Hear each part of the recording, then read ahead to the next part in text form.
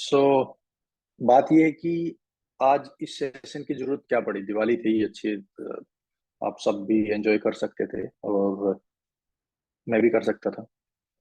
लेकिन मुझे लग रहा है कि ये जो 2 मंथ्स हैं, आइडियली जो सितंबर से जो मेंस कंप्लीट हुआ था उसके बाद से जो 4 मंथ्स थे, that would have been utilised more effectively. अगर जिन्होंने किया है उनके लिए बहुत अच्छी बात है, जिन्होंने नहीं किया है उनको ये 2 मंथ्स अच्छे से यूटिलाइज करने चाहिए, मेरा ऐसा मानना है। अगर वो ऐसा नहीं करते हैं तो इवन इफ अगर आपका प्रीलिम्स भी हो जाएगा तो जो रैंक का चांस रहता है फाइनल पेपर में वो हमेशा मेंस के मार्क्स के ऊपर रहता है। और ऐसा नहीं है कि मेंस में मार्क्स बड़े इजीली मिल जाते हैं, ठीक है, क्योंकि उसमें वेरिएशन इतना रहता है कि आपको 260 से लेके और 470 480 या 500 तक जीएस में मार्क्स का वेरिएशन रहता है। कई लोग हमेशा, जैसे मैंने देखा अभी यूपीएससी का ट्रेंड ये चल रहा है कि जो पेपर 3 है उसको बहुत टफ मार्किंग वो चेक कर रहे हैं पेपर 3 को। एंड सेकेंडली पेपर 1 उसमें भी लोगों के मार्क्स बहुत कम आते हैं।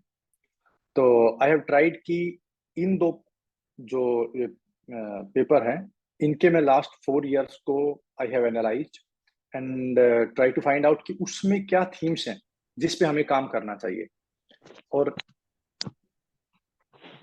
जो रेस्ट ऑफ द जो पेपर हैं उसके लिए आपको कैसे थीम्स को आइडेंटिफाई करना है, this will be the session for that particular thing.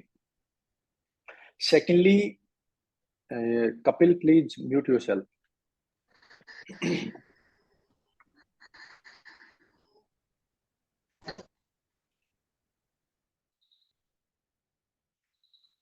Secondly जो मेरा एक ओपिनियन रहता है इन अभी इस वाले टाइम को यूटिलाइज करने के लिए, उसमें मेरा मानना ये है कि एटलीस्ट आपको 70% of the time you have to give to GS और 30% of the time to optional, specifically for those जिन्होंने ऑलरेडी मेंस लिखा है या जिन्हें पता है कि या जिन्होंने टेस्ट सीरीज किया है और अब इम्प्रूवमेंट उनको करनी है।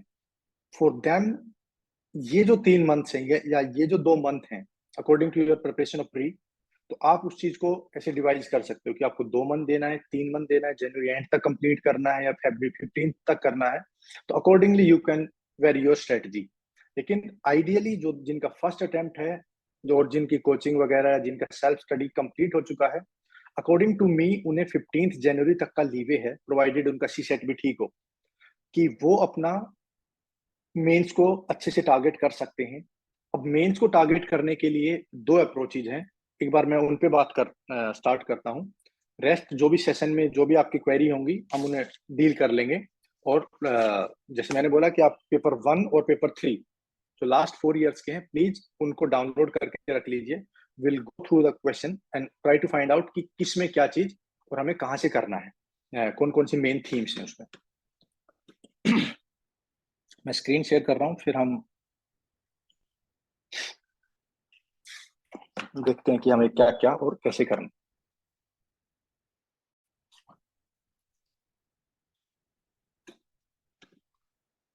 देखो यार, आई थिंक ये स्क्रीन विजिबल है सबको। Yes, no anyone please.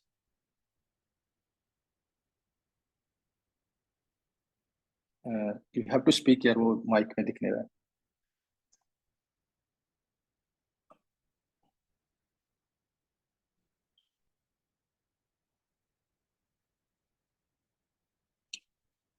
Okay. देखिए जो खुद से डाउनलोड करने की कोशिश, उसमें कुछ रिकॉर्ड करने की कोशिश कर रहे हैं, ऐसा कुछ मैं आउट ऑफ ब्लू नहीं बताने वाला हूँ। एंड ये सेशन भी शायद वो यूट्यूब पे या कहीं भी ना सर इस चीज को प्रोवाइड करा देंगे, ठीक है, तो इसमें कुछ ज्यादा टेंशन लेने की बात नहीं है। हाँ, स्पेसिफिकली फॉर दो जो नहीं आए हैं, इसका मतलब वो सीरियस नहीं है, तो उनके लिए इतना जद्दोजहद करने की जरूरत नहीं है, ठीक है। दिवाली सबके लिए है, नेशनल फेस्टिवल है, तो हम उसको पढ़ के सेलिब्रेट करेंगे तो कुछ ज्यादा ही अच्छा लगेगा हमें, ठीक है। तो मेरा मानना ये है कि जो हम आज बात कर रहे हैं, ठीक है, इसको हमें 15 जनवरी तक एक टारगेट लेके चलना है, ठीक है।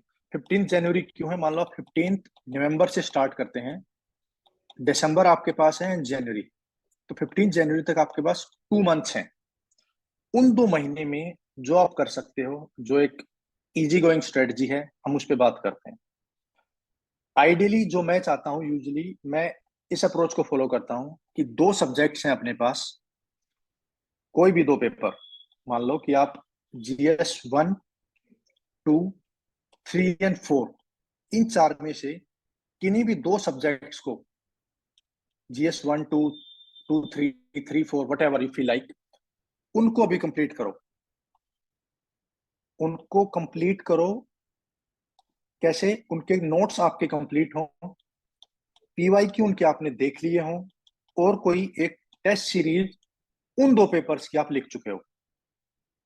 तो कंप्लीट करने का मतलब है कि वो दो सब्जेक्ट आपके फ्रॉम 0 to 100% कंप्लीट हो जाएं, जो आप अभी कर सकते हो उसमें।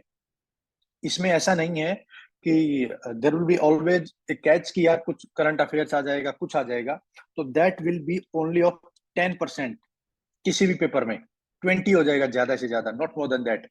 80% of the paper are always static. Paper 3 सबसे ज्यादा डायनामिक रहता है।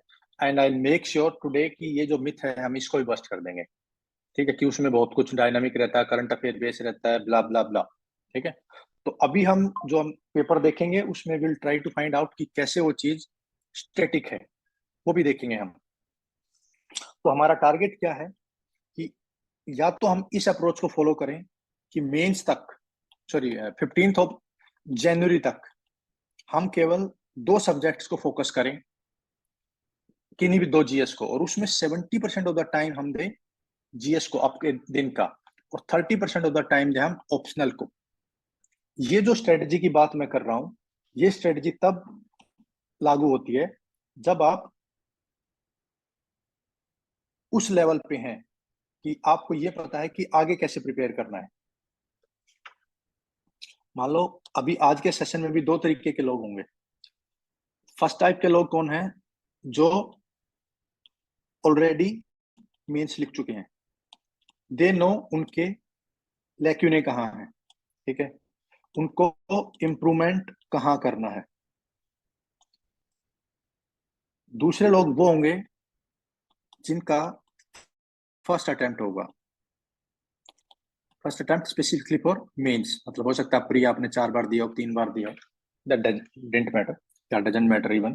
ठीक है, तो वो लोग कौन है? अब उन्होंने ना तो कोई मेंस की टेस्ट सीरीज की है, ठीक है, इसमें वो लोग भी हैं जिन्होंने मेंस की टेस्ट सीरीज लिख ली है, वो भी लोग एडवांस स्टेज में है। ठीक है, कुछ ऐसे लोग होंगे जिन्होंने ना तो मेंस की टेस्ट सीरीज की है, ना जिनके पास नोट्स अवेलेबल हैं, ठीक है, और ना उन्होंने थीम्स आइडेंटिफाई किए हैं PYQ से। तो जो सबसे ज्यादा डिसएडवांटेज में है वो ये लोग हैं। क्यों, मैं बता दूं आपको कि यूजुअली क्या होता है कि UPSC 10,000 लोगों को मान लो मेंस में लेती है। ठीक है, उन 10,000 में से जिन्होंने पिछली बार इंटरव्यू दिया था, तो लगभग 1,000 लोग सिलेक्ट होते होंगे, 9,000 तो हर बार बाहर हो जाते हैं। 9,000 में से मान लो 1,000 लोग वो जिनके अटेम्प्ट खत्म हो गए, तो 8,000 लोग तो यही घूमते रहते हैं मेंस लिखने वाले, और 2,000 ये लोग जो आपसे कंपेयर कर रहे हैं, जो ऑलरेडी एक एडवांस स्टेज पे हैं। इन 2,000 को बीट करने के लिए इनको बहुत मेहनत करनी पड़ेगी, जिन्होंने ना तो कभी मेंस लिखा है, ना उनके नोट्स प्रिपेयर्ड हैं, ना उनके पास थीम्स आइडेंटिफाई हैं। मीन्स कि उन्होंने मेंस पे कभी कोई काम ही नहीं किया है। उनके लिए प्रीलिम्स ही एक एग्जाम हो गया है, जबकि प्रीलिम्स इन एज सच कोई एग्जाम नहीं है। ठीक है, तो इन 2,000 लोगों को बीट करने के लिए, या इन 2,000 में आने के लिए आपको काम करना पड़ेगा। तो अब जो ये सेशन है, इस सेशन की अप्रोच यही है कि आपको ये पता चल जाए कि इन 2,000 में कैसे आना है।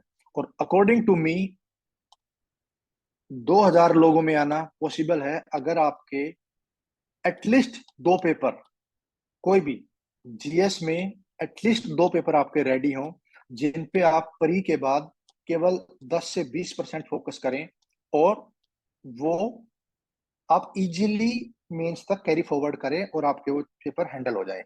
दूसरा, जो आपके रिमेनिंग दो पेपर हैं प्री के बाद, कोई भी मान लो कि किसी ने GS के एटलीस्ट दो पेपर बिफोर हैंड प्रिपेयर कर लिए हैं, और उसके रिमेनिंग हैं कोई भी GS के दो पेपर, ठीक है। अब ये आपके रेडी हैं, कोई भी इसमें 1 2 3 4 में कुछ भी हो सकता है, और ये आपको प्रिपेयर करना है।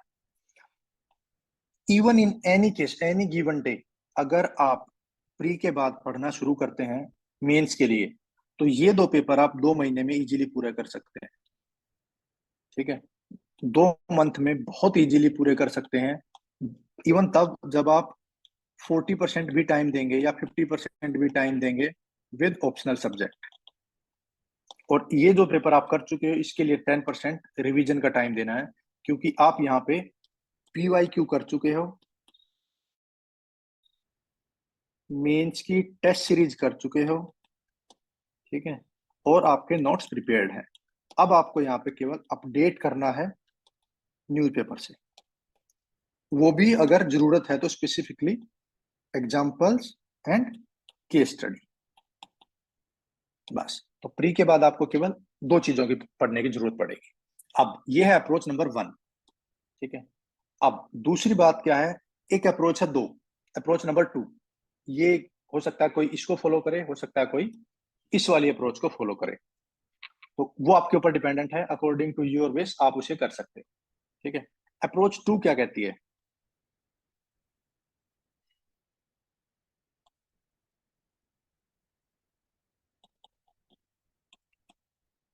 अप्रोच 2 है कि आप 1 2 3 4 इनके जो कोर एरियाज हैं, हर पेपर में कोर एरिया है, एटलीस्ट 15 क्वेश्चंस, 1 5।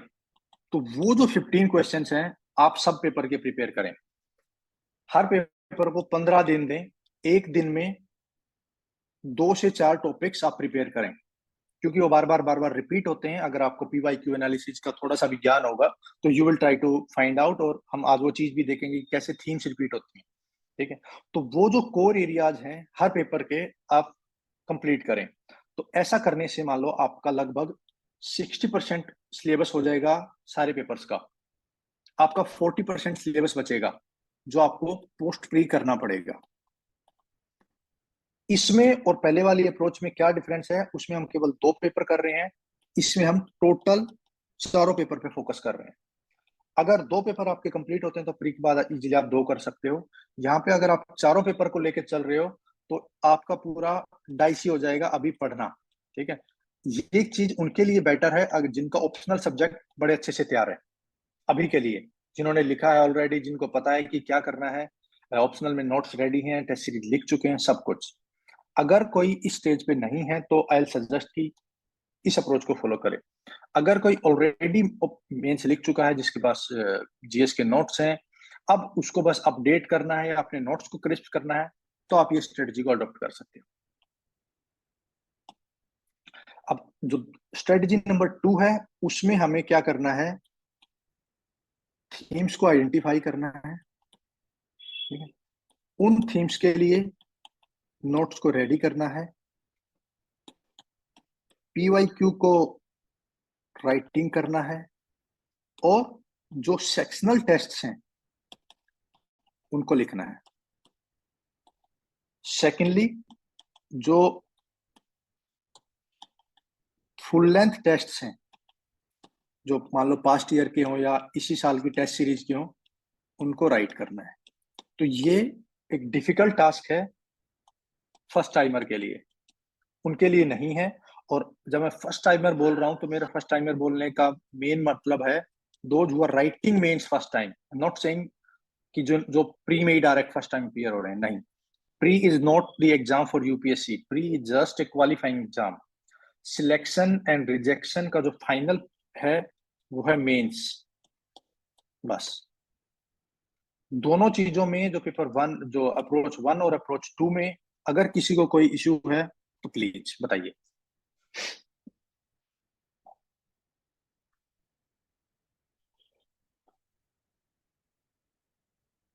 अगर किसी को कोई डाउट नहीं तो हम आगे चलें, देखें कि क्या हमें कैसे करना है, क्यों करना है, कब करना है, कितना पढ़ना है। ओके,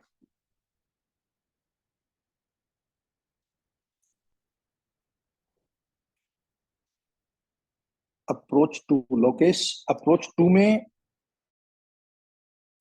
जो भी मैंने बताया है कि आपको 1 से लेकर 4 जीएस के पेपर्स को थीम्स एटलीस्ट 15 क्वेश्चंस के लिए, आउट ऑफ 20 क्वेश्चन जो फाइनल पेपर में आते हैं, उसके लिए 15 क्वेश्चंस की थीम को आइडेंटिफाई करना है और उन्हें ही, उनके ही नोट्स प्रिपेयर करने हैं, उनके ही पीवाईक्यू देखने हैं या लिखने हैं, उनके सेक्शनल टेस्ट लिखने हैं और उनके ही जो फुल लेंथ टेस्ट है वो क्वेश्चन लिखने हैं। अब जैसे मान लो कि पेपर 1 की बात करते हैं। पेपर 1 में 4 मेन थीम है।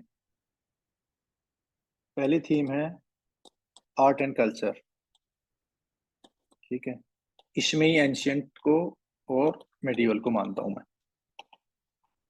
नेक्स्ट थीम है मॉडर्न इंडिया। थर्ड थीम है ज्योग्राफी एंड फोर्थ है सोसाइटी। और अगर ज्यादा ही मन है तो post independence and world history, जो कि आज के लिए रिडंडेंट थीम है। मैं उसको कोई थीम नहीं मानता क्योंकि इसमें से 1 या 2 क्वेश्चन ही आता है बस, इससे ज्यादा नहीं आता है। तो ये इस पे तो मेहनत करने की जरूरत अभी नहीं है। स्पेसिफिकली दोनों के लिए ये चीज एप्लीकेबल है यार। जो थी अप्रोच 1 को अडॉप्ट कर रहे हैं, अप्रोच 2 को अडॉप्ट कर रहे हैं, there is no need to go after this post independence और वर्ल्ड हिस्ट्री। ठीक है, अभी हम उस चीज को भी देखेंगे कि हमें किस चीज के ऊपर फोकस करना चाहिए। अब ये देखिए कि ये पेपर 1 की आपकी थीम्स है, ठीक है। अब जब हम आगे जाएंगे तो इसमें से आइडेंटिफाई करेंगे किस में कितने क्वेश्चन आते हैं। लास्ट 4 ईयर का एनालिसिस मैंने किया है, तो ये 4 साल का एनालिसिस है आपके सामने। जो 23 से शुरू करते हैं, उल्टा चलेंगे। हिस्ट्री एंड कल्चर के क्वेश्चन 23 में 3 थे। हिस्ट्री एंड कल्चर में बता रहा हूं मैं, एंशियंट और मिडिवल दोनों इंक्लूडेड है, ठीक है। 22 में भी 3 थे, 21 में 1 था और 20 में 4 थे, ठीक है। ये 1 का हो सकता है 1 to 2 हो, 1 to 3 हो, क्योंकि ये दूसरे का एनालिसिस था, ये मेरा खुद का, ठीक है। तो 23 में ज्योग्राफी से 8 क्वेश्चन है, सोसाइटी से 6 क्वेश्चन है, फ्रीडम स्ट्रगल से 3 क्वेश्चन है।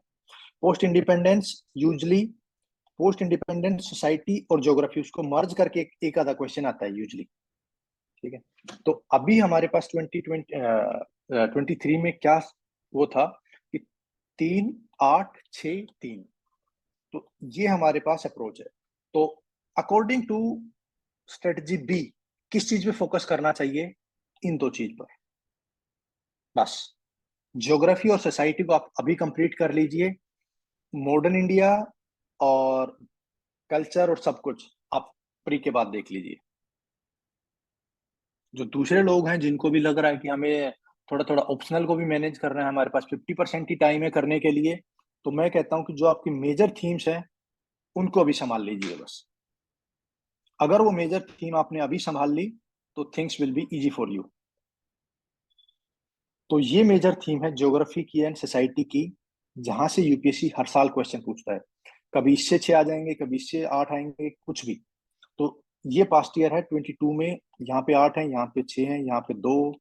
तो ये भी गलत होगा ये डेटा, ठीक है। तो एक्चुअली ये 5 6 क्वेश्चन हर साल आते हैं। और यूपीएससी में इवन क्वेश्चन नंबर भी फिक्स रहते हैं कि क्वेश्चन नंबर 8 9 10 सोसाइटी रहेगा, फिर जो 18 19 20 सोसाइटी रहेगा। तो लगभग ये 6 क्वेश्चन आते ही आते हैं, ठीक है। अगर इस चीज को आप ध्यान से देखोगे तो ये भी चीज आपको दिख जाएगी, ठीक है। और ऐसे ही पेपर टू की अगर हम बात करें, कोई पेपर 2 को करना चाहेगा तो पॉलिटी के 10 क्वेश्चन आते हैं, 10। आईआर के 4 क्वेश्चन आते हैं, 14। ये 2 चीजें आप कर लीजिए, पॉलिटी एंड कॉन्स्टिट्यूशन 10 क्वेश्चन, 22 में 9 क्वेश्चन, 21 में 8 क्वेश्चन, 20 में 10 क्वेश्चन। यहाँ पे 4 और 5 आईआर फिक्स है। इन 2 चीजों को आप छोड़ सकते हो अभी के लिए, टाइम पिंग, अगर आपको केवल 2 चीजें मैनेज करनी है। नहीं तो इस चीज को देख के I hope you are getting the idea कि where your energy has to be, कहाँ पे आपको फोकस ज्यादा करना है, ना कि गवर्नेंस पे या सोशल जस्टिस पे। सोशल जस्टिस कहीं ना कहीं सोसाइटी से भी डिराइव करता है, वहां पे भी कुछ ना कुछ आप उन चीजों को देख लोगे। या गवर्नेंस कहीं ना कहीं आपका जो धीरे धीरे आप एथिक्स और उन चीजों को करोगे, तो वहां से भी आप इस चीज को डिराइव कर लेते हो। तो you have to make sure कि आपको किस चीज पे कितनी एनर्जी को डिवोट करना है अगले 2 महीने में। Neither approach A is bad, nor approach B is bad, nor approach C. जो आप दोनों को मिक्स करके कुछ बनाना चाहोगे, तो वट एवर आपको लगे कि ये ठीक है, आप उसके साथ जाइए। जो मुझे लग रहा है, I am telling that. Next is paper 3। Paper 3 का जो पैटर्न है, उसमें भी कोई वेरिएशन नहीं है। इवन क्वेश्चन नंबर भी फिक्स हैं, जो सेम ही रहते हैं यूजली। 5 मेन थीम है। इकोनॉमी है, इन्वायरमेंट एंड इकोलॉजी है, डिजास्टर मैनेजमेंट है, एग्रीकल्चर है, internal security and science and tech है। इकोनॉमी के एटलीस्ट 4 से 5 क्वेश्चन रहते हैं हर साल। 23 में 4 थे, 22 में इतना 5 थे, ऐसे। इन्वायरमेंट एंड इकोलॉजी के 4 to 5 क्वेश्चन रहते हैं। फिर एग्रीकल्चर के 4 to 5 क्वेश्चन या 3 to 4 क्वेश्चन रहते हैं। And internal security 3 to 4, 4 to 5 ऐसे क्वेश्चन रहते हैं। साइंस एंड टेक के 2, 2, 2, 3 ऐसे क्वेश्चन रहते हैं। तो यहाँ पे भी ब्रॉड एरियाज सेम है, इवन थीम सेम रहेंगी। अब हम देखेंगे जब पेपर वाइज हम उस चीज को आइडेंटिफाई करेंगे, तो वो थीम्स भी सेम है। लेकिन अगर हमने अभी से इन चीजों पे काम नहीं किया, तो पोस्ट मेंस, पोस्ट प्रीलिम्स हम हमेशा हैप हैजर्ड वे में प्रिपरेशन करते हैं। जो यहाँ का डिजास्टर मैनेजमेंट आप यहाँ पे प्रिपेयर कर रहे हो, हर साल यूपीएससी जीएस पेपर 1 में एटलीस्ट 2 क्वेश्चन पूछता है डिजास्टर से। तो ऐसा नहीं है कि यहाँ पे जो आप डिजास्टर पढ़ रहे हो, that is isolation. In isolation कुछ नहीं है।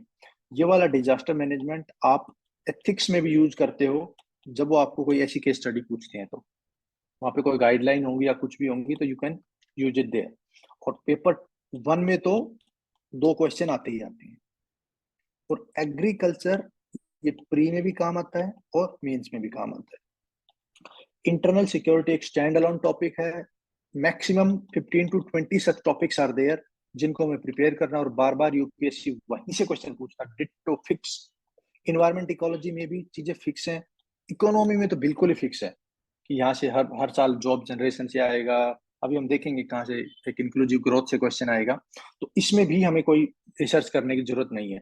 Science and tech usually usually मतलब 1-2 क्वेश्चन, वो जो बिल्कुल करंट अफेयर रहता है, जो एक 2, 4, 5 महीने का, उस साल का, बिल्कुल वहां से क्वेश्चन आता है साइंस एंड टेक में। और वो भी एप्लीकेशन बेस्ड है कि ये जो हम नासा ने ये किया है या इसरो ने ये किया, इसका क्या इम्पैक्ट रहेगा, ये इस तरीके का।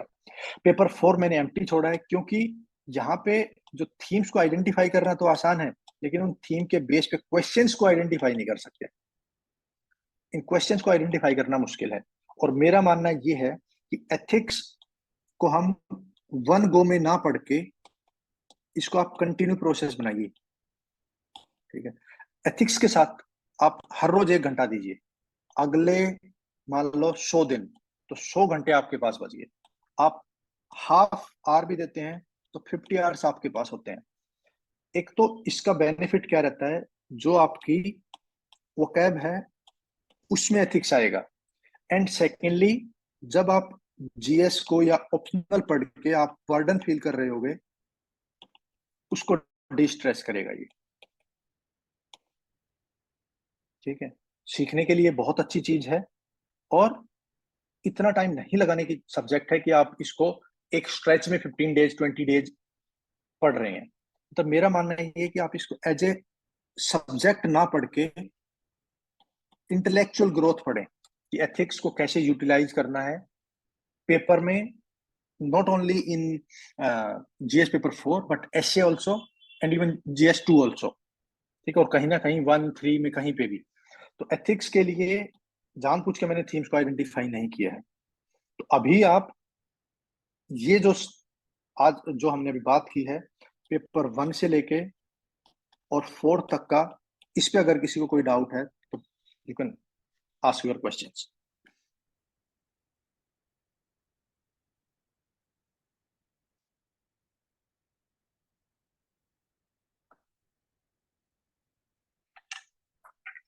और ये क्वेश्चन तो मतलब आप कहाँ पे टेस्ट सीरीज गेट कर सकते हैं यार, ये तो ऑनलाइन बहुत जगह अवेलेबल है ना, इसमें तो कुछ भी नहीं है, गूगल पे मिल जाएगा सब कुछ। किसी को कोई डाउट है?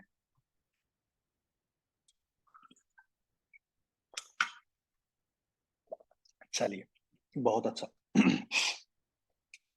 तो अभी क्या करना है आपको, जो पीवाई क्यू है उसको निकालिए। सर एक डाउट है। हाँ सिमरन बताइए। सर मेरे पास कंटेंट है और मैंने पढ़ा भी हुआ है, पर मैं टाइम बहुत लेती हूँ आंसर्स लिखने में। 10-15 मिनट लग जाते हैं। द 10 मिनट वाले आंसर में, वो 10 मार्क वाले आंसर में, और 15 वाले में और भी टाइम। अच्छा, अगर एक सिंपल बात आपको बताऊं कि जब हम इतना टाइम किसी भी चीज को दे रहे हैं, ठीक है, तो उसका मतलब क्या है कि आपको पहली चीज तो ये कि खुद पे कंट्रोल नहीं है कि आपको कहाँ तक उस चीज को लिखना है, ठीक है। वो कंट्रोल कहाँ से आता है? When you have priority of points, ठीक है। और सेकंड एस्पेक्ट क्या है, जो आपके नोट्स हैं वो क्रिस्प नहीं है। और थर्ड एस्पेक्ट क्या है कि वो जो रिवीजन आपका होना चाहिए था वो नहीं है, तभी आपको रिकॉल करने में टाइम लगता है। और फोर्थ एस्पेक्ट हो सकता है कि जो आपको क्वेश्चन की डिमांड है उसको अंडरस्टैंड करने में टाइम लगता है। तो ये पांच चीजें हो सकती हैं जो इसके पीछे की कहानी है। सर मैं अब बहुत जब इलेबोरेट लिखती हूँ नहीं उसको। इलेबोरेट, वहां पे 250 वर्ड्स लिखने, उससे ज्यादा आप 500 वर्ड्स तो लिख ही नहीं सकते हो। हम्म, छोटा लिखने वो का आपको प्रैक्टिस किसी ने करना पूछा पड़ेगा। है कि यू हैव टू राइट इन 150। हम्म। नहीं, अगर देखो यूजली ना हर चीज के दो तरीके होते हैं, मैं कान को ऐसे भी पकड़ सकता हूँ और ऐसे भी करके पकड़ सकता हूँ, ठीक है। जब हम बोर्ड या अपने यूनिवर्सिटी के एग्जाम लिख के आते हैं ना, तो हम हमेशा ऐसे लिख के आते हैं ताकि हमें ज्यादा से ज्यादा पेज भरना पड़े। लेकिन यूपीएससी मांगती है you have to be crisp and to the point. इसीलिए वो उन चीजों को ही रिवॉर्ड करती हैं जो स्ट्रक्चर्ड होती हैं, टू द पॉइंट होती हैं, और जो पूछा गया वो लिखते हैं। हम्म। इसीलिए दे हैव डेलिबरेटली केप्ट, पहले वो 60 नंबर का क्वेश्चन होता था, अब उसको वो 10-15 पे लेके आए हैं, ठीक है। और ऐसा भी है कि ये कोई फिक्स स्ट्रक्चर नहीं है यूपीएससी का, हो सकता है कल को वो 5 क्वेश्चन कर दें, 5 नंबर का क्वेश्चन कर दें, या सारे के सारे 10 मार्कर क्वेश्चन कर दें, तो 25 क्वेश्चन भी लिखने पड़ सकते हैं पेपर में, हम्म। ठीक है। तो you have to be crisp, revise करके जितना पूछा जाए उतना लिखो पहले, 150 वर्ड में 160, 170, 180, 200 और 10 मार्कर। हम्म। 250 का 350 लिख दो for maximum 15 marker, not hmm. More than that. Yes sir. Sir problem ये आता है, जैसे मैं पॉइंट्स लिखती हूँ तो मुझे ऐसे लगता है एक पॉइंट दूसरे से लिंक नहीं हो रहा, तो वो लिंक नहीं बनता कई बार कि हम एक पॉइंट से दूसरे पॉइंट पे स्विच हो रहे हैं। तो मैं बीच में लिखती हूँ, फिर वो और बड़ा हो जाता है, तो वो प्रॉब्लम है। कवर मैक्सिमम पॉइंट्स करने के लिए छोटा छोटा ही लिखना पड़ेगा। मतलब वो तो मतलब जब तक आप मुझे अपनी आंसर कॉपी नहीं दिखाएंगे तो आई डोंट नो कि आप कैसे लिख रहे हैं, और जो आप ये बात कर रहे हैं ये कितना लॉजिकल है, ठीक है, कि और ओके सर। कहाँ तक उन दो हम्म। पॉइंट्स को हमें कनेक्ट करने की जरूरत भी पड़ती है कि नहीं भी पड़ती है, ये बिल्कुल जरूरी नहीं है। इट इज नॉट ऐसे एग्जाम कि पैराग्राफ 1 पैराग्राफ 2 से कनेक्टेड होना चाहिए, हम्म। ठीक है। ये तो आइसोलेटेड भी हो सकता है, पैराग्राफ 1 ये रीजन, सॉरी पॉइंट नंबर 1 किसी चीज का रीजन ये है, पॉइंट नंबर 2 ये बिल्कुल कंट्रास्ट रीजन होगा उसी सेम फिनोमिना का, हम्म। ठीक है। तो नॉट नेसेसरली कि दोनों को आप रिलेट करके ही दिखाओगे, ठीक है सर। ठीक है। हाँ, एनी अदर क्वेश्चन, किसी का कोई डाउट?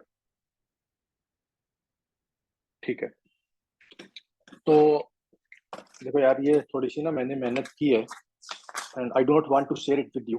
मैं चाहता हूँ कि आप इसको खुद से करें, नहीं तो मैं इसको दिखा भी सकता हूँ।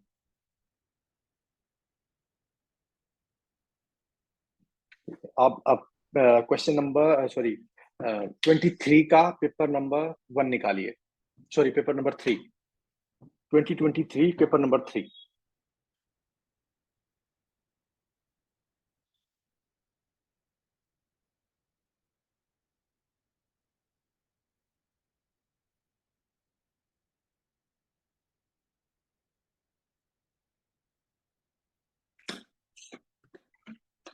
जब आप डाउनलोड कर लेंगे तो या आपके पास आ जाए तो प्लीज एनीवन, दो दो पांच लोग मुझे बताएं कि हाँ ये हो गया है।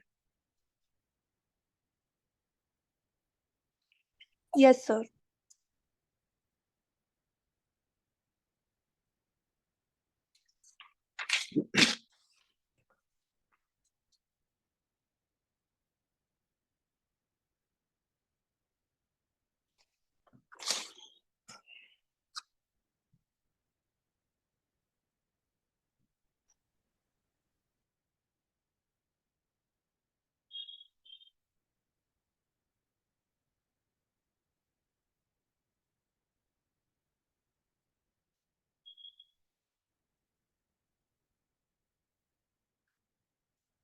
डन है।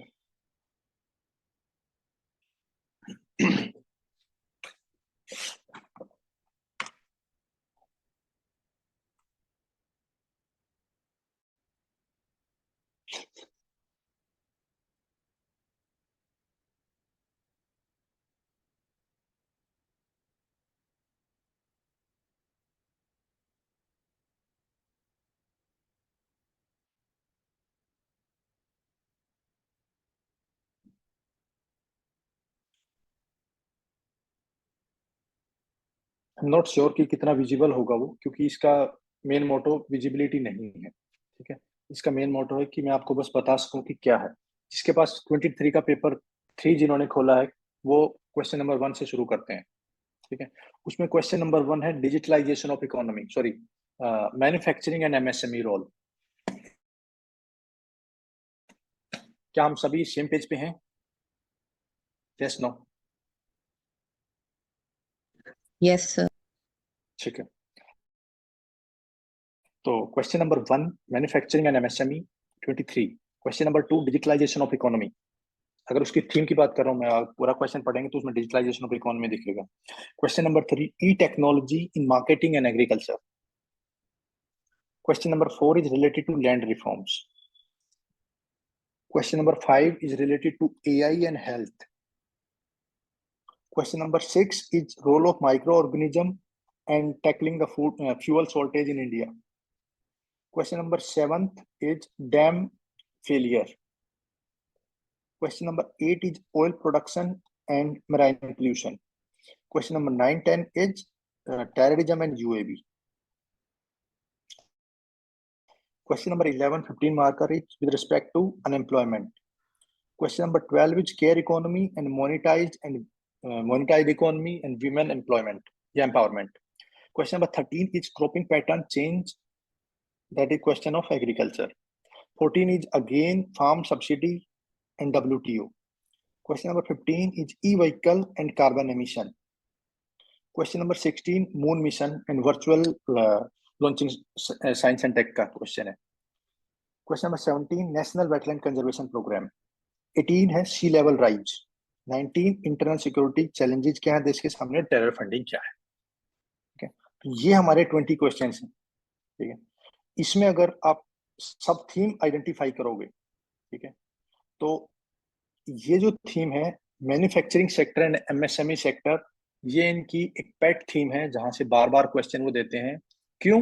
क्योंकि इंडिया में आज भी मैन्युफैक्चरिंग बहुत पुअर है और एमएसएमई का उसमें एक मेजर रोल है, मेजर चंक है जो एमएसएमई जो प्रोवाइड करती है। तो एक जो थीम आपको identify you have to know कि क्या करना है, वो है जॉब क्रिएशन का थीम। क्या चैलेंजेस हैं जॉब क्रिएशन के सामने? एक ही पेपर में 2 क्वेश्चन है।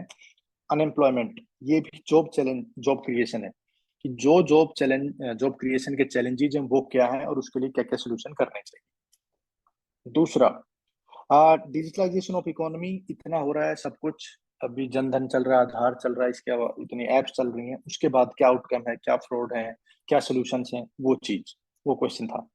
एक जो बार बार रिकरेंट थीम इनकी रहती है, एग्रीकल्चर सेक्टर को कैसे एक ऐसा सेक्टर बनाया जाए कि जहां से लोगों को रोजगार मिले, जहां पे इनकम अच्छा जनरेट हो। तभी जो डबलिंग फार्मर इनकम आया था, जो वो बिल आए थे 2-3, तो जो भी मोटो रहता है वो इसी चीज पे रहता है कि कैसे एग्रीकल्चर को एक सस्टेनेबल सोर्स बनाया जाए लाइवलीहुड का।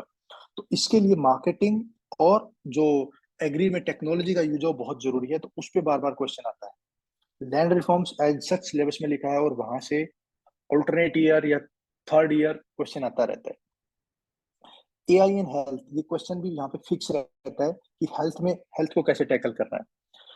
माइक्रो ऑर्गेनिज्म, ये साइंस एंड टेक्नोलॉजी का क्वेश्चन है, लेकिन यहाँ पे थीम क्या है, इंडिया की फ्यूल सफिशियंसी।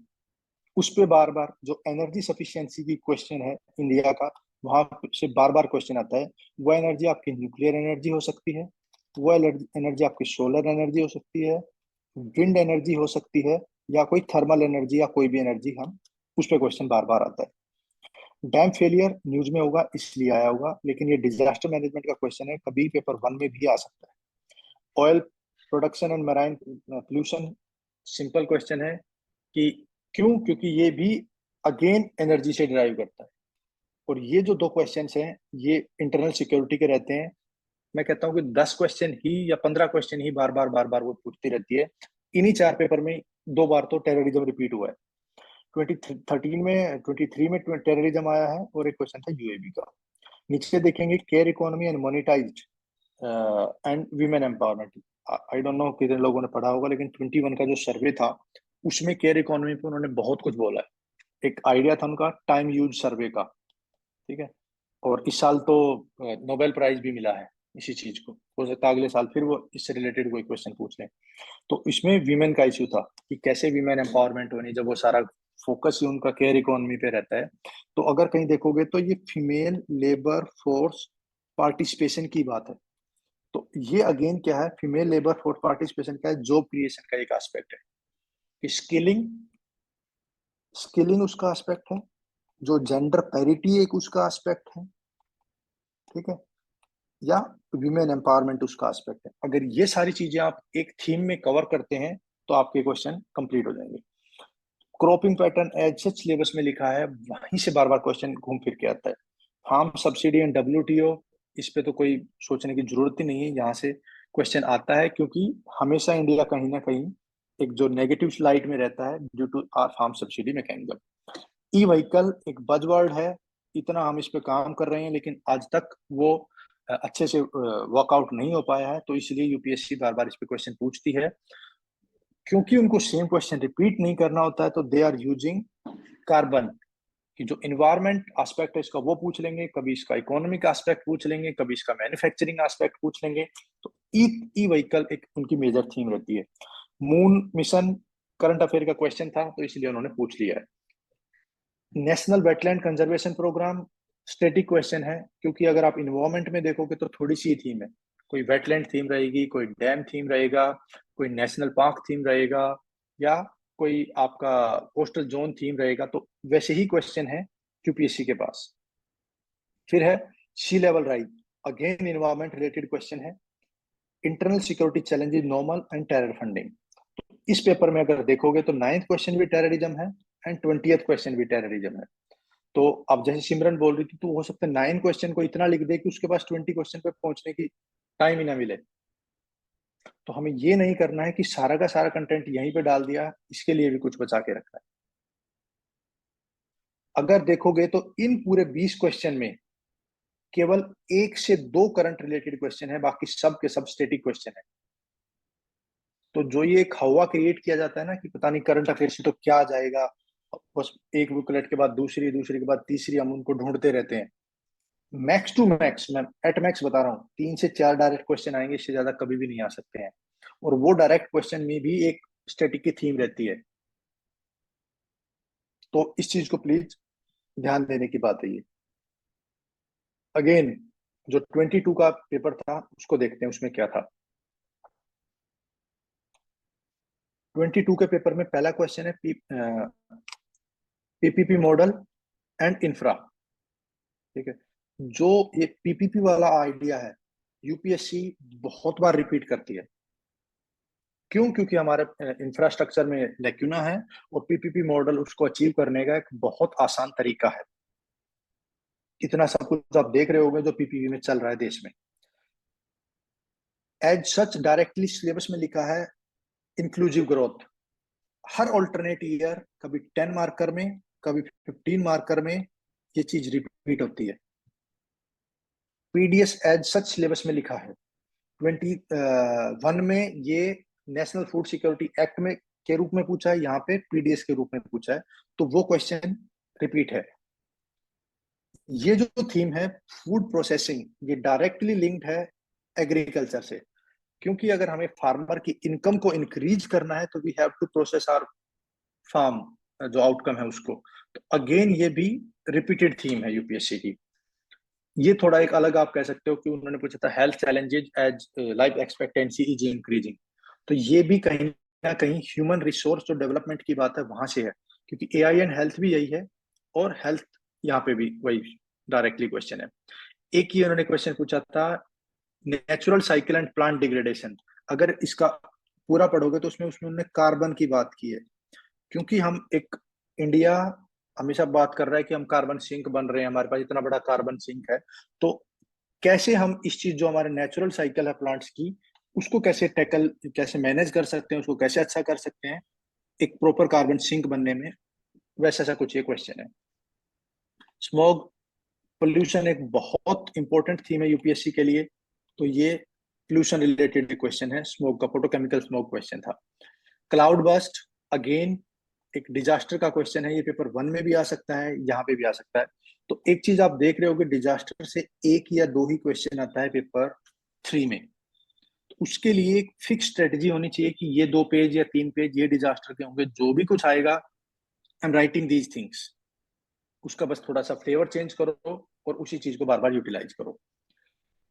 इंटरनल सिक्योरिटी में 2 क्वेश्चन थे, ऑर्गेनाइज्ड क्राइम और मेराइन सिक्योरिटी, इसके अलावा कुछ नहीं है 10 मार्कर में। तो यहाँ पे टेररिज्म आया था, यूएवी आया था, यहाँ पे ऑर्गेनाइज क्राइम और मेराइन सिक्योरिटी है। 11th question economic growth and labour productivity, economic growth and labour productivity पे क्वेश्चन है। अगेन जॉब क्रिएशन, लेबर की स्किल है, ठीक है। हम इतना बोलते हैं कि एम्प्लॉयबिलिटी नहीं है लोगों की, एम्प्लॉयबिलिटी कहाँ से आती है? प्रोडक्टिविटी से और लेबर की स्किल से। एक और बात मैंने बताई रिन्यूएबल एनर्जी, क्वेश्चन नंबर 12 है ये 22 का। रिन्यूएबल एनर्जी एक थीम है इंडिया की सस्टेनेबिलिटी को ड्राइव करने के लिए। यहीं से क्वेश्चन बार बार वो एनर्जी से पूछते रहते हैं, उसमें थर्मल पूछ लेंगे, न्यूक्लियर पूछ लेंगे और कोई जो भी वो है। Agri market and processing again question repeated है। यहाँ पे देखोगे तो मार्केटिंग है, एग्रीकल्चर है, और यहाँ पे एग्री मार्केटिंग प्रोसेसिंग क्या उन्होंने क्वेश्चन पूछा है, ठीक है। 2-3 क्वेश्चन उनके पेट हैं, integrated farming, integrated pest management, integrated resource management, जो जहां पे अगर आप देखोगे तो हिडन थीम क्या है? Conservation agriculture.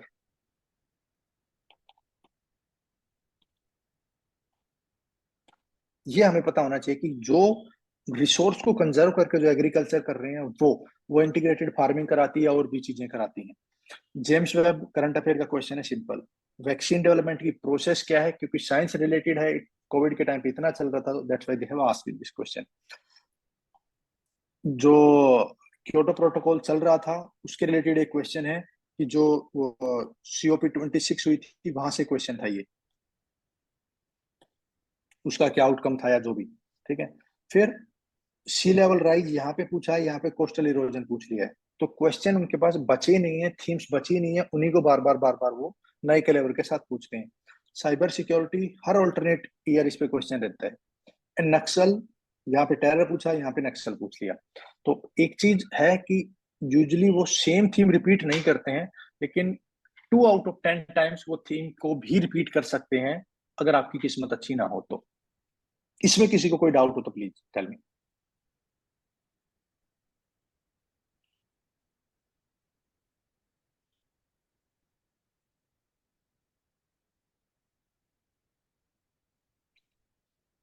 ठीक है। हम चलते हैं 21 के पेपर के पास। क्या डाउट है किसी को कुछ?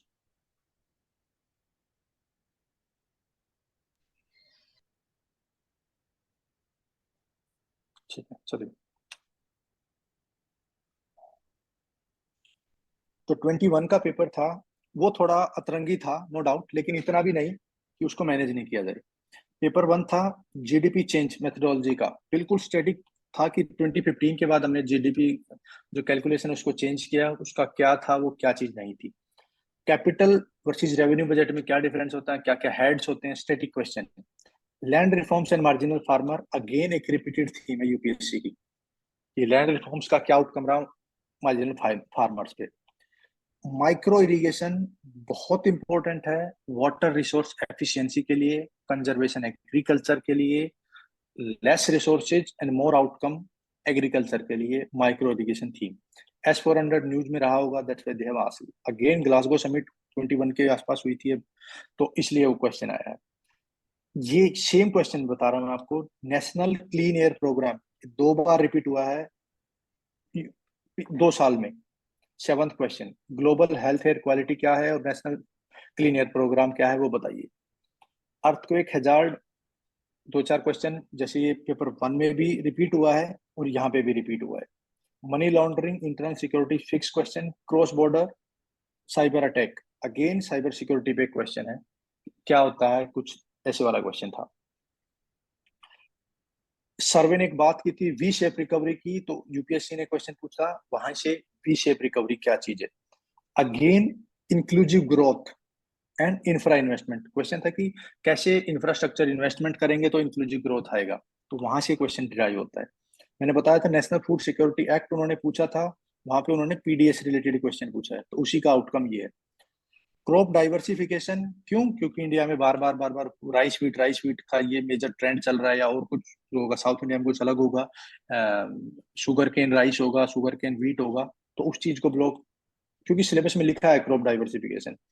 अप्लाइड बायोटेक्नोलॉजी क्या होती है, बहुत जेनरिक क्वेश्चन है, उसको कहाँ कहाँ यूज करना है, क्या क्या है, वही डायरेक्ट है। ये ब्लू एलईडी, ये जो टेक्नोलॉजी वाला एक क्वेश्चन पूछते हैं, वहां से क्वेश्चन आया था कि ब्लू एलईडी क्या होती है, इसके क्या यूज होते हैं, कहाँ कहाँ पे इसको यूज करते हैं। यूएनएफसीसीएन 26 जो ग्लासगो थी वो था। लैंडस्लाइड अगेन एक डिजास्टर का क्वेश्चन है, तो 1 to 2 question from disaster there asking. External state and non state actor क्या होता है, टेरर, अगेन रिपीटेड क्वेश्चन है।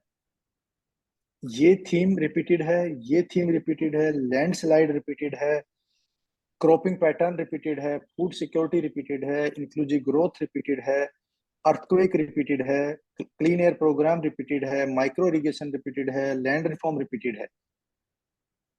20 का पेपर देखिए आप। 20 में फर्स्ट क्वेश्चन था inclusive growth repeated. GDP methodology, potential GDP, GDP methodology क्या होती है। Agri marketing again repeated question है। Food processing again repeated question है, food processing and farmer income. Nano technology and health, एक बार क्या पूछा है, एआई एंड हेल्थ, अगली बार पूछ लेंगे रोबोटिक्स एंड हेल्थ, फिर और कुछ पूछ लेंगे हेल्थ के रिलेटेड। एग्रीकल्चर में साइंस एंड टेक्नोलॉजी का क्या यूज है, डायरेक्ट, या ये ड्राफ्ट बड़ा उस पर हल्ला चल रहा था, तो ये करंट अफेयर क्वेश्चन है। जल शक्ति अभियान, जो वाटर यूज एफिशिएंसी है ग्राउंड वाटर की, माइक्रो इरिगेशन की, वहीं से एक क्वेश्चन है। साइबर क्राइम अगेन रिपीटेड है, border area management again repeated है, क्योंकि अभी क्वेश्चन था क्रॉस बॉर्डर साइबर अटैक, तो ये बॉर्डर एरिया मैनेजमेंट वैसे वाला फिजिकल बॉर्डर या दूसरे वाला बॉर्डर, ये उसका क्वेश्चन है। एक बार नॉर्थ ईस्ट का क्वेश्चन भी आएगा। Investment and private entity, again private PPP की बात कर रहे हो, कैसे इन्वेस्टमेंट मॉडल बनाए जाए, कैसे प्राइवेट्स को एंटाइज किया जाए कि वो इन्वेस्ट करें। GST and Covid current affair question था। राइस व्हीट सिस्टम, जो भी मैंने बताया था आपको, इंटीग्रेटेड फार्मिंग की बात कर रहे हो, क्रॉप डाइवर्सिफिकेशन, अगर ये देखोगे तो राइस व्हीट यहाँ से डिराइव होता है। Again irrigation and water saving, फिर वही रिपीटेड थीम है। टेक्नोलॉजी एंड कोविड, ऊपर भी टेक्नोलॉजी एंड जीएसटी पूछा था, टेक्नोलॉजी एंड कोविड के टाइम पे जो उन्होंने पूछा है कि जो बाय टेक्नोलॉजी का यूज क्या है, टेक्नोलॉजी एंड हेल्थ से ही ये चीज डिराइव होती है कि technology and health, technology and human empowerment. Electricity, sorry, electric energy and solar energy, again जो अपने इंडिया की एनर्जी डिमांड है उसको कैसे फुलफिल करना है।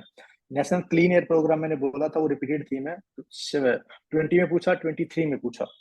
डिजास्टर मैनेजमेंट की क्वेश्चन था वो कुछ कि कैसे हमारी जो डिजास्टर मैनेजमेंट की अप्रोच है वो रिएक्टिव रहती है ना कि प्रोएक्टिव, वो क्वेश्चन था। लेफ्ट विंग अगेन एक रिपीटेड क्वेश्चन है। एंड ट्रांस बाउंड्री क्राइम, ऊपर भी इन्होंने वैसा ही क्वेश्चन पूछा है। बॉर्डर मैनेजमेंट, यहाँ पे ट्रांस बाउंड्री क्राइम, क्योंकि trans boundary crime border management का एक हिस्सा है। तो ये हमने देखे हैं पेपर 3 के questions.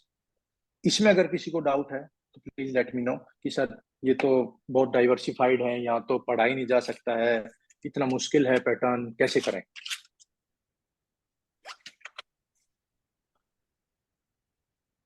Anyone please. Sir science के लिए कैसे क्या सोर्स से पढ़ाई की जाए? कौन, सिमरन है कि कौन पूछ रहे क्वेश्चन? Yes sir. हाँ सिमरन, देखा अभी थोड़ी देर पहले ना मैं एक यही बात बता रहा था कि हम क्या करते हैं ना, जो आउटलायर चीज है ना वहां पे जाते हैं सबसे पहले।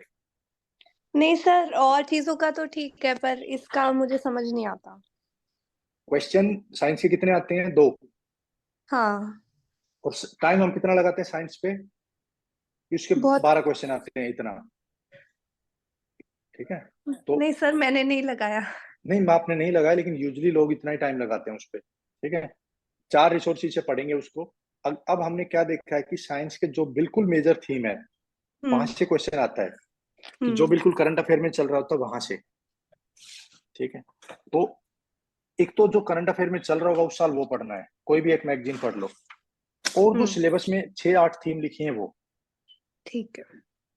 ठीक है, उसके अलावा जितना कम उस पे दिमाग लगाओगे उतना बेटर है साइंस के लिए। अगर हमने ज्यादा दिमाग लगाना कहाँ है, जो मैंने अभी आपको आइडेंटिफाई करके एरियाज बताए थे वहां पे ज्यादा दिमाग लगाना है। इंटरनल सिक्योरिटी के 4 क्वेश्चंस, एग्रीकल्चर के 4 क्वेश्चंस, इकोनॉमी के 5 क्वेश्चंस, इन्वायरमेंट एंड इकोलॉजी के 5 क्वेश्चन। तो ये 15, 16, 17 क्वेश्चन अगर आपने अच्छे से किया, डिजास्टर के 2 क्वेश्चन, क्योंकि डिजास्टर पेपर 1 और पेपर 3 दोनों को कैटर करता है, तो डिजास्टर को जरूर से भी जरूर अच्छे से प्रिपेयर करना है। बस। Thank you sir. UPSC doesn't repeat a question but specific topic remain the same। हाँ, आई थिंक सो प्रीति, हम यही चीज स्टेब्लिश करने की बात कर रहे हैं इतनी देर से। ये क्वेश्चन रिपीट नहीं होते, लेकिन वो जो थीम है वो रिपीट होती है।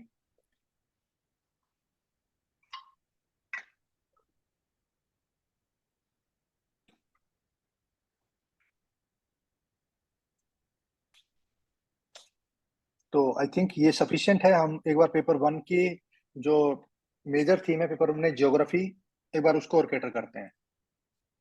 बस इसके बाद ज्यादा टाइम वेस्ट नहीं करेंगे आप लोग। बड़ा बहुत इंपॉर्टेंट दिन है आज तो यार, दिवाली है, सेलिब्रेट भी करना है, पोल्यूशन भी फैलाना है।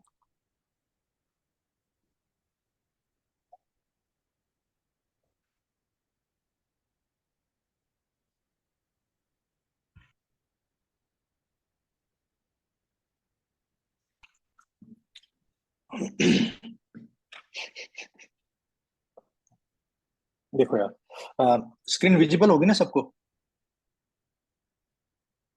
Yes sir. ठीक है, पेपर नंबर जो फर्स्ट सेक्शन है, अगर किसी के पास 23 का पेपर है तो उसको प्लीज एक बार खोल लीजिए।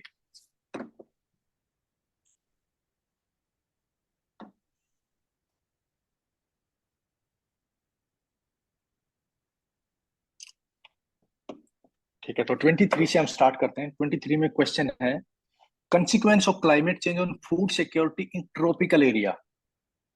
वो टेम्परेट एरिया या और भी कुछ पूछ सकते थे, क्यों? क्योंकि इंडिया में majority of portion of tropical area है, ट्रॉपिकल एंड सब ट्रॉपिकल।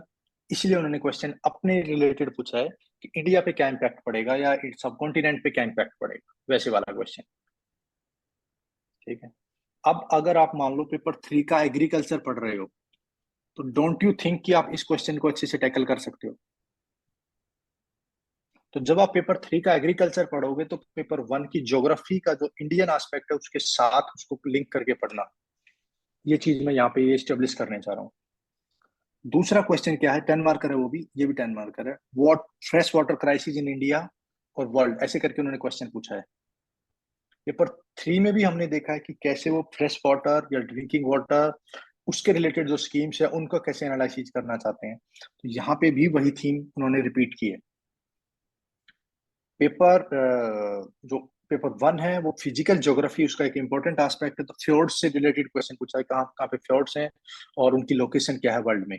क्योंकि पेपर 1 है, ज्योग्राफी है, तो मैपिंग की एक इंपॉर्टेंट एस्पेक्ट है, तो इसलिए यहाँ से एक क्वेश्चन उन्होंने पूछा है।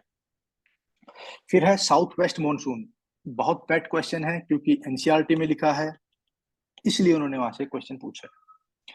कोस्टल रिसोर्सेज क्या है, पोटेंशियल क्या है, हैजार्ड क्या है। थोड़ी देर पहले हमने जो अपनी कोस्ट लाइन है, इको जो अपना कोस्टल जोन है, उसके हैजार्ड पढ़े थे, हैजार्ड रिलेटेड क्वेश्चन देखा था पेपर 3 में। तो यहाँ पे भी उन्होंने डिजास्टर रिलेटेड क्वेश्चन पूछा है, सेम ही टाइप का है जो वहां था। फिर है diversity of natural vegetation in India with respect to some, ये वाइल्ड लाइफ सेंचुरी और नेशनल पार्क के रिलेटेड उन्होंने क्वेश्चन पूछा था यहाँ पे। ठीक है, तो ये वाला एस्पेक्ट भी जो नेचुरल वेजिटेशन है, अगर हमें इंडिया का ज्योग्राफी याद है तो हम ट्रॉपिकल एरिया से ही कुछ टाइप की नेचुरल वेजिटेशन देख सकते हैं कि कहाँ पे क्या होती है, कहाँ पे नहीं होती है। तो वो जो नेचुरल वेजिटेशन है, नेशनल पार्क का था शायद क्वेश्चन, तो उसके रिगार्डिंग अगर आपको लोकेशन याद होगी तो you can answer this question.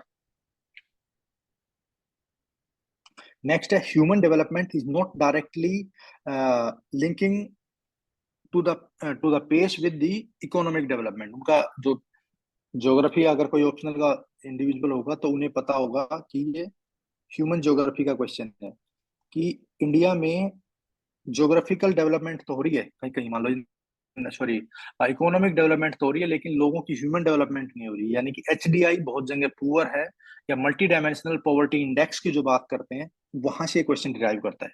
जब मैंने आपको एक बात कही थी कि ज्योग्राफी, सॉरी, पेपर 1 में वो क्या करते हैं, ज्योग्राफी प्लस सोसाइटी, उसको ब्लेंड करके प्लस पोस्ट इंडिपेंडेंस, इन चीज को, geography plus society plus post independence, इनको ब्लेंड करके क्वेश्चन बनाते हैं। वो क्वेश्चन यहाँ से डिराइव होता है कि 1947 से हमारी तो इकोनॉमिक डेवलपमेंट तो अच्छी हो गई है, लोगों के पास पैसा है, पर कैपिटा इनकम बढ़ गई है, लेकिन ह्यूमन डेवलपमेंट इंडेक्स अच्छा नहीं हुआ, क्यों? तो जो रीजनल ज्योग्राफी का एस्पेक्ट है, वहां से क्वेश्चन है। इंडिया कैसे फूड इंपोर्टर से एक्सपोर्टर बना, वो कहानी, यानी कि ग्रीन रेवोल्यूशन सिंपली। अगर पेपर 3 में आपने ग्रीन रेवोल्यूशन किया होगा तो यहाँ पे भी आप उसके पॉजिटिव नेगेटिव सब बता दोगे। ये था 23। बात करते हैं 22 की। 22 में क्वेश्चन है प्राइमरी रॉक्स क्या होते हैं, उसके टाइप बताओ। तो जैसे यहाँ पे एक फ्योर्ड्स पूछा था, यहाँ पे प्राइमरी रॉक पूछा है। नेक्स्ट क्वेश्चन है cyclone prone zone of world, ये थीम ही रिपीट है, डिजास्टर की थीम है। पेपर 4 में भी हमने, सॉरी 3 में भी अर्थक्वेक देखा था, यहाँ पे भी साइक्लोन प्रोन जोन है। फिर है डेक्कन ट्रैप है, और उसके रिसोर्सेज क्या है, उसमें माइनिंग का क्यों इंडिया अच्छे से यूटिलाइजेशन नहीं कर पाया है, इवन गोंडवाना लैंड होने के बाद भी, वैसे सा क्वेश्चन है। तो जो रिसोर्स है वहां से क्वेश्चन है। अब रिसोर्स में क्या हो सकते हैं, या तो आपके मिनरल्स होंगे या आपके एनर्जी रिसोर्सेज होंगे। ठीक है, यूजुअली यही दो मेजर थीम है जहां से यूपीएससी क्वेश्चन पूछता है। तीसरा जो एक एग्री रिसोर्स है, वो भी वहां से भी क्वेश्चन पूछता है, क्योंकि हम पेपर 3 में उसको कवर कर लेते हैं, तो यहाँ पे ज्यादा बर्डन है नहीं। देन क्या है, विंड एनर्जी पोटेंशियल, अगेन एक रिसोर्स है, क्योंकि एनर्जी और मिनरल, ये दो बात हम वही कर रहे हैं। Ocean currents and fishing industry, direct question है कि क्या इंपैक्ट पड़ता है ओशियन करंट्स का फिशिंग इंडस्ट्री पे। Rubber production and environmental issue, तो क्या देख रहे हैं हम, कि जो रबर प्रोडक्शन है उसके साथ उन्होंने इन्वायरमेंट को घुसा दिया है।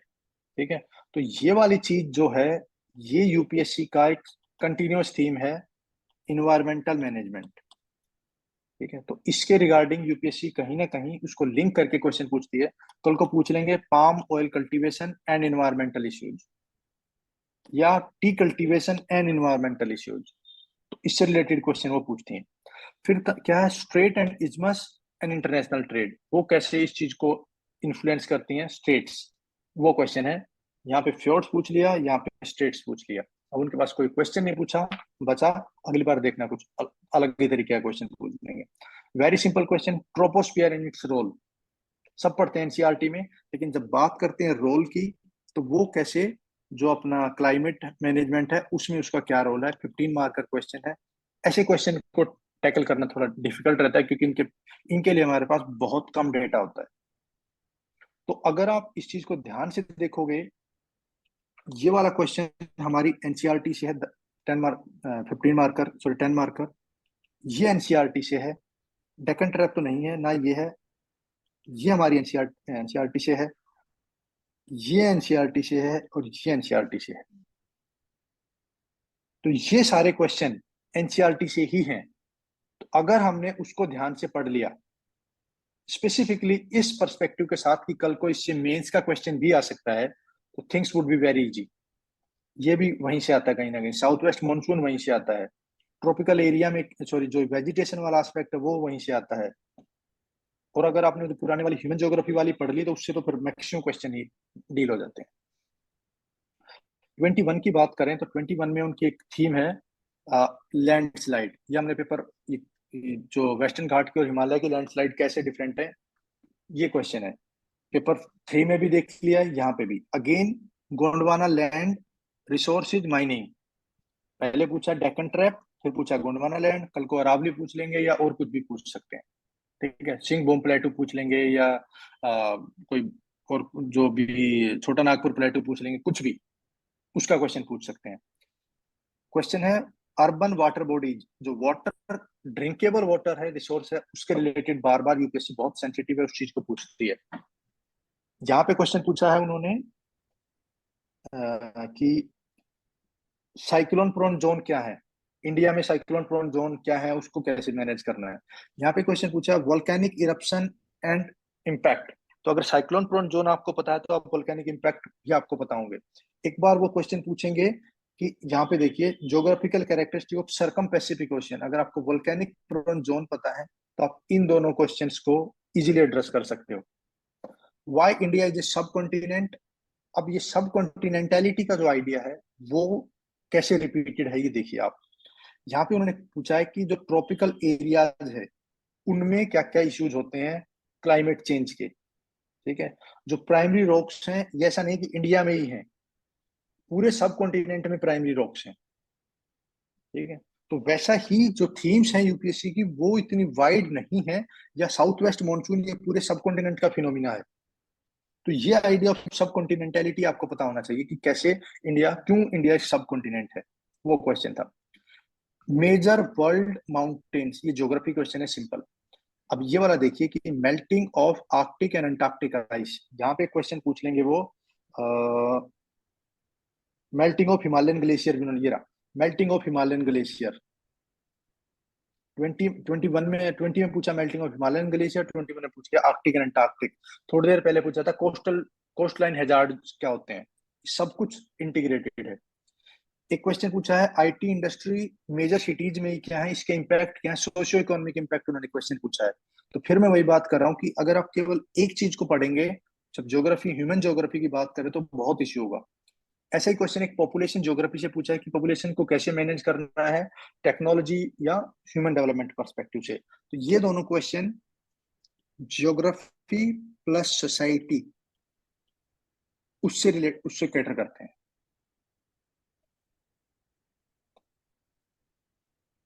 ट्वेंटी की बात, हमने दो क्वेश्चन देख लिए हैं, जो जियोफिजिकल कैरेक्टरिस्टिक्स, और दूसरा वाला क्वेश्चन हिमालयन ग्लेशियर का। एक क्वेश्चन पूछा कि desertification is not not limited by climatic boundaries. ये वाला क्वेश्चन हम सब कॉन्टिनेंटलिटी में दे सकते हैं कि कैसे डेजर्टिफिकेशन, थार डेजर्ट, उनके पाकिस्तान के पास एक अलग डेजर्ट है, और वो कंटिन्यूटी में इंडिया का थार डेजर्ट है। तो वो कॉन्टिनेंटलिटी, जो सब कॉन्टिनेंटलिटी का आइडिया, वो एसिमुलेटेड ज्योग्राफी से हम ये चीज दिखा सकते हैं। नेक्स्ट एस्पेक्ट देख चुके हैं हम, iron steel industry location and raw material. इससे रिलेटेड एक क्वेश्चन है कि आयरन स्टील इंडस्ट्री कहाँ है, और रॉ मटेरियल कहाँ से, वो कितना दूर दूर से कैरी करते हैं। जो वेबर का मॉडल था, लोकेशन ऑफ इंडस्ट्री, वहां से उस चीज को ड्राइव करते हैं। Interlinking of river, very redundant topic, bar bar UPSC से क्वेश्चन पूछ ही रहा है, लेकिन अभी अर्बन फ्लडिंग, अगेन डिजास्टर का क्वेश्चन है। सोलर एनर्जी पोटेंशियल, पेपर 3 में भी मैंने ये बात बताई कि इंडिया के एनर्जी रिक्वायरमेंट के पीछे यूपीएससी लगी है। इंडिया का एनर्जी रिक्वायरमेंट, इंडिया की रिसोर्स एफिशिएंसी, इंडिया की human resource development, e vehicle, सब एनर्जी से डिराइव करता है ये। ह्यूमन डेवलपमेंट, स्किलिंग, यही यूपीएससी के क्वेश्चन है जो 1314 डिजास्टर, उन्हीं को घुमाते रहते हैं बस। Forest resource and climate change, थोड़ा भी क्वेश्चन यही था। Consequence of climate change on security of tropical areas, यहाँ पे भी वही है कि फॉरेस्ट रिसोर्सेज क्लाइमेट चेंज उसको कैसे इंपैक्ट कर रहे हैं। तो बस आपको ये पता होना चाहिए कि कहाँ से क्वेश्चन बार बार यूपीएससी पूछ रहा है, तो आपकी जो लाइफ है वो थोड़ी इजी हो जाएगी, स्पेसिफिकली फॉर मेंस। तो अभी जितना भी आपके पास टाइम है, तो मेरा मानना ये है कि जितना जल्दी आप इस चीज को आइडेंटिफाई कर लोगे कि आपको कौन सी वाली अप्रोच फॉलो करनी है, तो आपके लिए बहुत ईजी होगा। जैसे जैसे टाइम जाता जाएगा, चीजें मुश्किल होती जाएंगी। अभी 15 भी नहीं आई है, तो मेरा एजेंडा था कि 15 से नेक्स्ट जनवरी 15 तक आप इस चीज को करें। तो अगर 2 सब्जेक्ट आपको पिक करने हैं, तो pick according to your wish, या जैसे मैंने ये सब थीम आइडेंटिफाई की हैं पेपर 1 की ज्योग्राफी से, ऐसे आप पेपर 2 की पॉलिटी से कीजिए, पॉलिटी एंड कॉन्स्टिट्यूशन से कीजिए, पेपर 3 से कीजिए। उसकी तो बाई एंड लार्ज हमने कर भी ली हैं, लेकिन बस आपके पास according to your own wish आपको एक अप्रोच को आइडेंटिफाई करना है और उसको फॉलो करना है। इसमें कोई भी हेल्प की जरूरत पड़ेगी तो I am here to help you. बस आप जैसे ही एज एंड व्हेन आपको लगे कि ये डाउट है, ये ऐसे सही नहीं चल रहा है सर, इसको कैसे करना है, तो आप मुझसे क्वेश्चन पूछ सकते हैं। तो अभी जो आज हमने बात की है, इसके रिगार्डिंग किसी का कोई क्वेश्चन है, कोई क्वेरी है, तो यू कैन आस्क।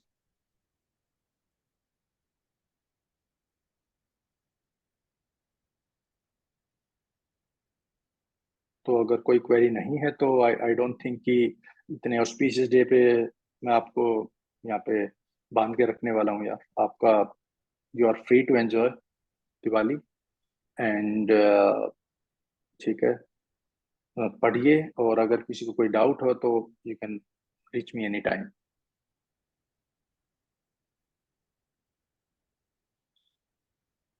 15 डेज यार, ये कंटिन्यूटी तो आई डोंट नो कि मैं कर पाऊंगा कि नहीं कर पाऊंगा 15 डेज वाली, लेकिन स्टिल अगर पॉसिबल होगा तो आई ट्राई। सर सोसाइटी के लिए कौन सी रेफरेंस बुक यूज करें? कोई बुक नहीं है सोसाइटी के लिए। मैं तो कहता हूँ कि रेफरेंस बुक भी यूज मत करना, क्योंकि सोसाइटी के लिए दोनों एनसीईआरटी जो बहुत अच्छी हैं, जो 12th की एनसीईआरटी हैं, दोनों की दोनों बहुत ही उम्दा एनसीईआरटी लिखी हैं वो। ठीक है, अब क्वेश्चन अच्छा। देखोगे तो ऐसे क्वेश्चन नहीं है। मैंने जानबूझ के, मेरा सोशियोलॉजी ऑप्शनल, तो इसलिए मैंने जानबूझ के सोशियो को टैकल नहीं किया, क्योंकि मेरे लिए इजी होता और मैं उसके आंसर भी कर सकता था। ठीक है, तो इसलिए मैंने पहले ज्योग्राफी पकड़ा है। कोई भी अगर आपको लगे कि फिर भी आपको कोई रिसोर्स देखना है, तो कोई भी एक बुकलेट, इतनी दुकान वाले निकालते हैं यार, विजन, फोरम, कोई भी एक पकड़ना जिसमें बेसिक चीजें लिखी हो। हाँ, किसी माइक, हाँ इंस्टीट्यूट की लोकेश, बुकलेट हाँ वगैरह। लोकेश प्लीज, हाँ म्यूट योर सेल्फ यार। हाँ, एक किसी इंस्टीट्यूट की बुकलेट पकड़ो। देखो, हमेशा क्या होगा कि किसी भी इंस्टीट्यूट में ना आपको 100% नहीं मिलेगा। क्यों? ये सब क्या करते हैं, एक जगह से कॉपी पेस्ट करके एक मटेरियल बनाते हैं, लेकिन जब आप आंसर लिखने बैठते हो ना, तो that make your self unique from other. जब आप आंसर लिखोगे, तो जो आपकी अंडरस्टैंडिंग है चीजों को लेके, कई लोग क्या लिखेंगे, मान लो बार बार एक क्वेश्चन यूपीएससी में आता है एंशिएंट इंडिया, और वो मैंने डील नहीं किया है, तो वहां पे एक थीम है continuity and change in Indian society. वहां पे एक कंटिन्यूटी एंड चेंज का एक एस्पेक्ट आता है। तो कई लोग उसमें लिखेंगे, लैंग्वेज लिख देंगे, फूड लिख देंगे, कल्चर लिखेंगे, मोन्यूमेंट लिखेंगे, इंफ्रा लिखेंगे, ऐसे ऐसे करके लिखेंगे। कई लोग उसी को लिखेंगे tangible infra, tangible changes and intangible changes. वो उसको अपने हेरिटेज से कनेक्ट करेंगे कि कैसे टेंजिबल में डांस, कुजीन, कल्चर ये है, नॉन टेंजिबल में कुछ चीजें ये हैं। तो ये it depends on your writing style कि आप किस चीज को कैसे लिखते हो। एक सेम रिसोर्स पढ़ के 3 अलग अलग लोग अलग अलग तरीके के आंसर लिख सकते हैं। तो कोई भी एक बुकलेट, प्रेफरेबली एनसीईआरटी, उसके ऊपर आप कुछ भी पढ़ें, that is just value addition. ठीक है सर, थैंक यू।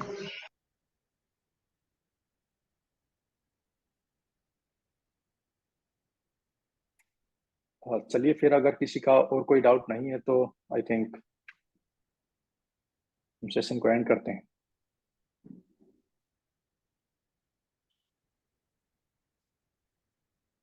चलिए, शुभ दिवाली एवरीवन, बाय बाय।